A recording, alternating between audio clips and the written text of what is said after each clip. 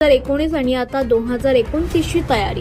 एकेकाळी मोदींची सर्वात मोठी ताकद मानला जाणारा तरुण वर्ग आज त्याच तरुणांमध्ये अस्वस्थता वाढतेय का?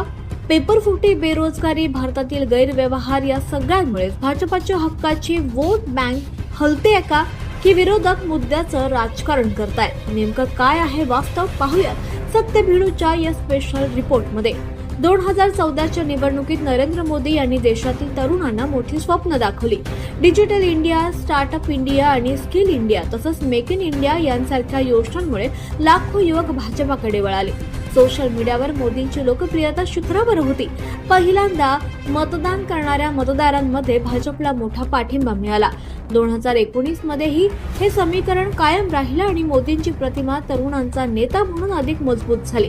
पण आता वातावरण बदलतंय।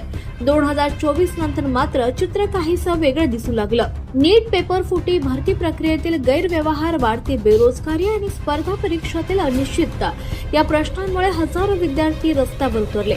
सरकारवर टीका करणाऱ्यांचं म्हणणं आहे की तरुणांच्या अपेक्षेप्रमाणे रोजगार निर्माण झाला नाही। तर सरकारचे समर्थक सांगतात की जागतिक आर्थिक परिस्थिती असून सुद्धा पायाभूत सुविधा, उद्योग आणि डिजिटल क्षेत्रात मोठी गुंतवणूक झाली आहे। म्हणजेच मतं दोन बाजूंनी विभागलेली दिसतात। राजकीय विश्लेषकांच्या मते आजचा तरुण विकासासोबतच रोजगार, परीक्षा व्यवस्थेतील पारदर्शकता आणि संधी यावर अधिक भर देतो। जर हे प्रश्न सुटले तर भाजप युवा नेता मतदारांचा विश्वास मिळवू शकतो।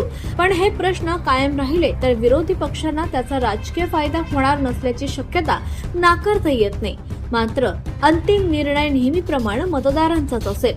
तरुण वर्ग खरंच भाजपापासून दूर जातोय की सोशल मीडियावर तयार झालेलं हे एक वेगळंच चित्र आहे? याचं उत्तर आज कुणाकडे सुद्धा ठाम नाहीये। पण एक गोष्ट मात्र निश्चित आहे, 2029च्या निवडणुकीत रोजगार, शिक्षण आणि तरुणांचा प्रश्न हेच सर्वात मोठे राजकीय मुद्दे ठरणार आहेत। तुम्हाला काय वाटतं? तरुणांचा कल बदलतोय का? तुमचं काय मत आहे? कमेंटमध्ये नक्की सांगा। आणि अशाच निर्भीड, निपक्ष, तथ्यांवर आधारित स्पेशल रिपोर्टसाठी सत्य भिडू यूट्यूब चॅनलला आत्ताच सबस्क्राईब करा। इंस्टाग्रामला फॉलो करा। व्हिडिओ आवडला असेल तर लाईक करा, शेअर करा आणि बेल आयकॉन दाबायला विसरू नका। म्हणजेच प्रत्येक मोठी बातमी सर्वात आधी तुमच्यापर्यंत पोहोचेल। पाहत रहा सत्य भिडू।